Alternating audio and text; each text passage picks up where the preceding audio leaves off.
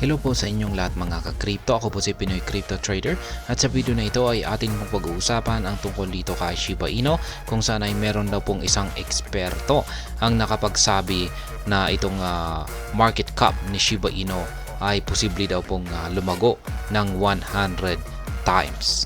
Yan, atin pong aalamin ang kanyang paliwanag dito, pero bago po tayo magpatuloy ay nais ko lamang po munang bigyang linaw ang aking disclaimer kung saan ang nilalaman po ng video na ito ay hindi po ito isang financial advice. For education and information purposes lamang po ang layunin nito.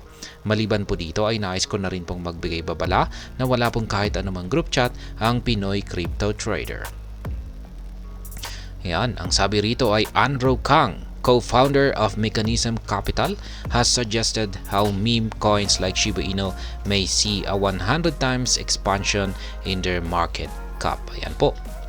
Ang co-founder ng Mechanism Capital at yan po ay si Ginoong Andrew Kang. Ayan. At siya po ang nakapagsabi ayan, or nagpaliwanag kung paano itong si Shiba Inu ay makakaranas ng 100 times na paglago sa kanyang market cap.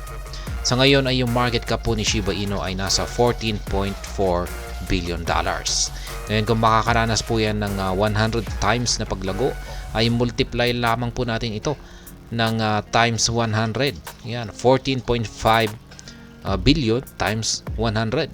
Kaya yan po ang magiging equivalent niyan kung lalago po siya ng 100 times ayon po kay Ginoong Andrew Kang.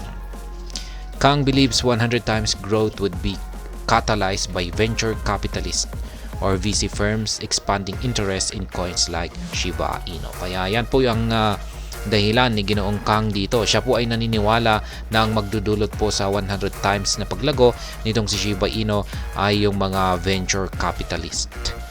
Yan, sila po yung parang driving force nitong si Shiba Inu. Specifically, the disclosure came from market intelligence platform Arcam. It presented data on the crypto portfolios of 6 VC firms, including Paradigm, Andreessen Horowitz, Symbolic Capital Partners, and Animoca Brands. Kaya yan, galing po yung datos na ito mula sa platform ni Arcam. Yan, isang market intelligence platform na si Arcam. Kung saan ay base po sa datos na nakalap nito ay meron daw pong mga crypto portfolios ang 6 na VC firm. Yan. Kung saan ay meron po silang Shiba Inu Holdings. Kaya ayan, kasama po itong ilan lamang po ito. Itong nabanggit dito. Pero ito po yung mga malalaki na VC firms, si Paradigm, si Horowitz, at saka Symbolic Capital Partners, at saka si Animoca Brands. VC firms, Shiba Inu Holdings. Yan, ito po yung ilang mga VC firms na ayan, may holdings po ng Shiba Inu tokens. Katulad na lamang po ni Symbolic Capital Partners na meron po siyang holdings na 65.97 billion SHIB tokens at nagkakalaga po yan ng $1.64 million ayan, at press time. Ayan. At ito na rin si SCP Ventures kung saan ay meron din po siyang Shiba Inu holdings na nagkakalaga po ng $1.6 million. Kaya yan po ay 2% po ng kanilang crypto asset portfolio. Kaya yan, ito lamang po yung nabanggit dito pero meron pang iba. Shiba Inu cap projected to 100 times.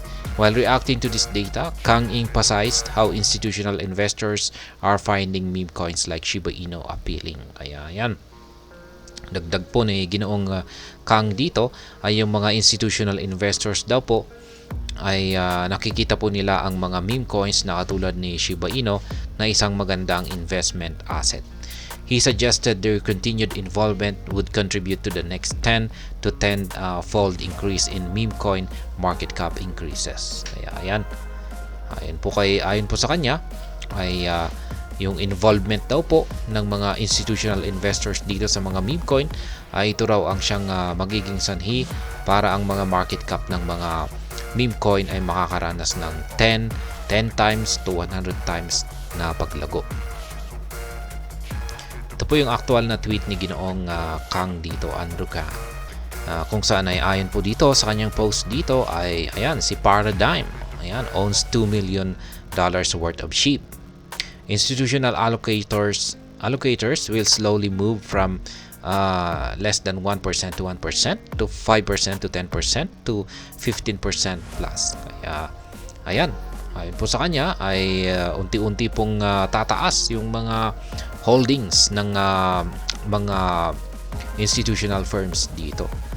Ayan, at ito yung magdudulot sa mga meme coin, sa mga market cap ng mga meme coin na makaranas ng 10 to 100 times na paglago. Sheep price with 100 times cap growth. Ayan, paano nga ba ang magiging presyo naman ni Shiba Inu kung siya ay lumago ng 100 times? Ayan, lumago yung kanyang market cap ng 100 times. Kaya ayan, malalaman po natin dito. As of the latest update, Shiba Inu commands a market value of $14.61 billion, ranking as the 11th most cryptocurrency. Kaya ayan, base po rito ay yung market cap ni Shiba Inu ay nasa $14.61 billion. At siya po ang kasalukuyang top 11 sa ranking ng most valuable cryptocurrencies. Kaya check natin, ayan nga, siya nga ang top 11. Pero medyo bumagsak po yung kanyang market cap. Yan, bagya po bumagsak. Naging 14.49 po ngayon. Pero dito ay nasa 14.61.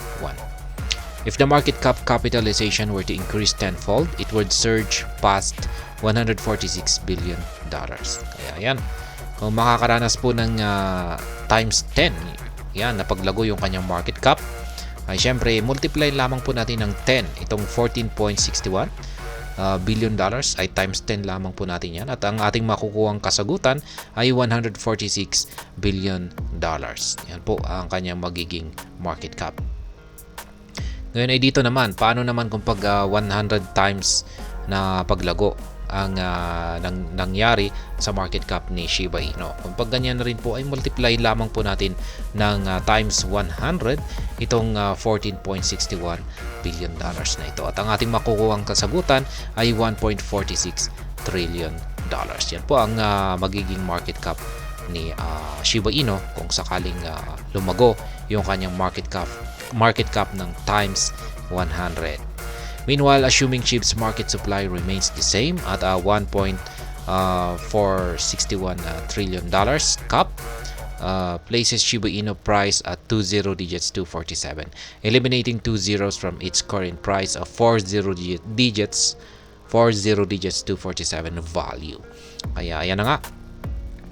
Ang sabi rito ay kung sakaling nananatili yung circulating supply ni Shiba Inu, sabihin natin ay walang nasusunog, walang gaanong malaking nasusunog sa supply ni Shiba Inu. Yan, at biglang tumaas yung kanyang market cap sa $1.461 trillion. Ngayon, ang magiging presyo po ni Shiba Inu ay aakyat po siya sa 20 digits 247. Magbabawas po siya ng 2 decimal 0 digits. Kaya mula sa kanyang kasalukuyang presyo ngayon na nasa 40 digits 247, yan, tanggalin natin yung dalawang 0, ay ang kanyang magiging presyo ay 0.00247. Pero yan, wala pa po ito sa isang piso. Para umabot po sa isang piso yung presyo ni Shiba Inu ay kailangan po na umabot sa at least 0.018. Yan, kailangan pa po niyang magbawas ng isa pang 0. Pero mataas na rin po yan. Mataas na rin po ito kung pag nagawa niyang akyatin ang presyo na ito. Kaya yan po ulit ang sinabi ng isang eksperto dito na si Ginoong Andrew Kang kung paano po makakamit ni Shiba Inu ang market cap na 100 times. At ang magdudulot po daw po dito ay yung mga institutional firms na nagkaka-interest dito sa mga meme coins ngayon. At ayan, hanggang dito na lamang po tayo sa video na ito. Sana po ay inyong nagustuhan ang aking paliwanag dito. Kung inyo po itong nagustuhan ay pakiclick lamang po ang like button nito. Para naman po sa mga bago lamang dito, kayo po ay aking inaanyayahan para mag-subscribe. Pakiclick na rin po ang bell icon nito dahil ito po ang siya magsisilbing notification nito sa mga bago kong videos na akin pong ina-upload sa aking YouTube channel na ito. Marami pong salamat sa panonood, ingat po tayo lagi at God bless po sa ating lahat.